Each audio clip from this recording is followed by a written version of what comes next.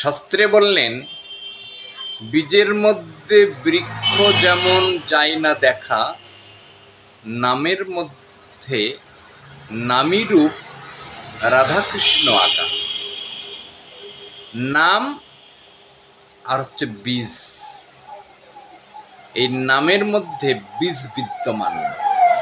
তাই শাস্ত্রে বললেন, হরির নামেইব হরির নামেইব হরির নামেইব কেবলম, কলিউ নস্তেব নস্তেব নস্তেব গতিরন্যথা।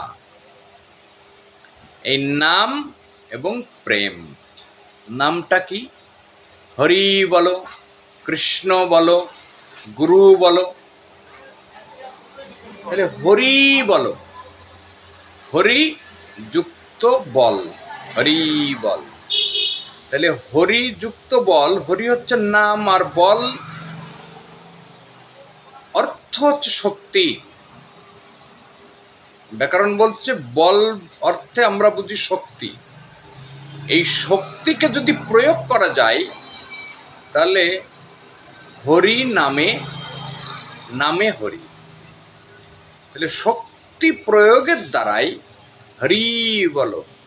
তাহলে হরিকে শক্তি প্রয়োগ করে নামাতে হয়, তখন হরির নামে কাজ হয়। তা না হলে হরি নামে কাজ হয় না। সে কৃষ্ণ বলো, গৌর বলো, হরি বলো, এতে কাজ হবে না। সর্বদাই তোমাকে বল প্রয়োগ করতে হবে, শক্তি প্রয়োগ করতে হবে। এই শক্তি প্রয়োগের যে পদ্ধতি, সেটা কোথায় পাবে? সেটা কিন্তু কোনো পুঁথি পুস্তক, কোনো স্কুল কলেজ, কোনো সিনেমা হলে, কোনো শিক্ষকের কাছে তুমি পাবে না। এই বল প্রয়োগের পদ্ধতিটা, যার দ্বারাই হরি নামে, বল প্রয়োগ না করলে হরি কিন্তু নামে না, শক্তি প্রয়োগ না করলে হরি নামে না। এই শক্তি প্রয়োগের যে পদ্ধতিটা, সেটা কিন্তু গুরুর কাছ থেকে আস্বাদন করতে হবে।